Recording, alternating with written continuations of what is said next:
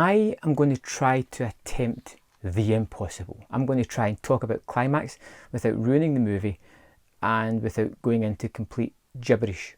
Now, this was a movie that I was interested to check out. I missed out last year when it closed out for Fright Fest, and it's been one I've been looking for. Now, Gaspar Noé, the director, has a notorious reputation about himself, and I just didn't know what I was going to get into with Climax. And it takes a little while to really let loose the story that it has here. It starts at the end of the movie.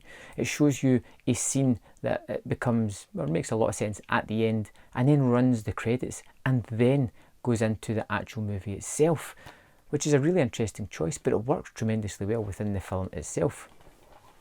We get introduction to the characters that we're going to have in the form of videotapes. People, or someone, a person that we never see, checking out videotapes of people talking about their passions of dancing, wanting to join this dance troupe, and this is all the sort of characters that we're going to meet, and we instantly jump into this absolutely insane dance sequence. Now, it's beautiful, it's fantastically choreographed, and it's a kind of thing that I had to stop and watch several times because there is so much going on with all these different people.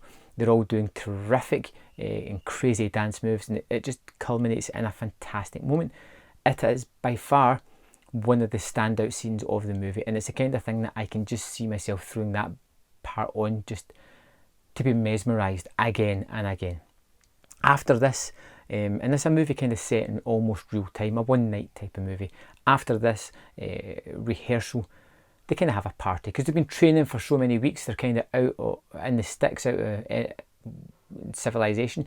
We don't really know where. We just know that they're far away from everywhere. They're on their own, just practicing constantly. And this is their moment of releasing a little bit of steam. And somebody's decided to release a little bit too much and may have spiked the punch bowl, which starts to let everybody turn into paranoid maniacs throughout the movie. It affects different people differently, and some people handle it a little bit better than others, shall we say. Things get exceedingly crazy in this. There is some horribly gory sequences.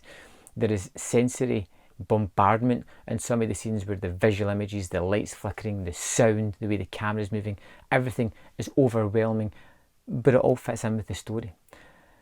And that's where the main part is. You've got all these characters, and through just them having small interactions, talking about nothing, you get an idea how each of them are, and you get a rough opinion of what you think of them. And as their decisions become more and more erratic, you kind of find them losing the person that they are and becoming what their pure id is. You know, their true self, their true bad persona coming out.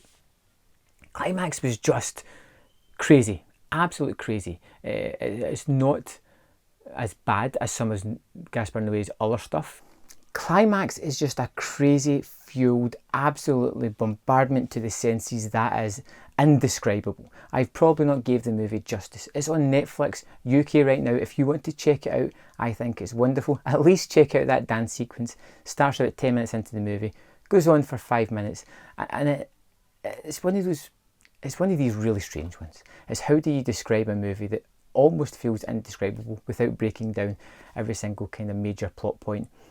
Which even then, there is not a great deal of plot within this one. It's more just chaos that happens when people are not acting themselves. If you've seen Climax, I'd love to know your thought on the movie. Let me know in the comment box below, and I'll see you next time on Man vs Film.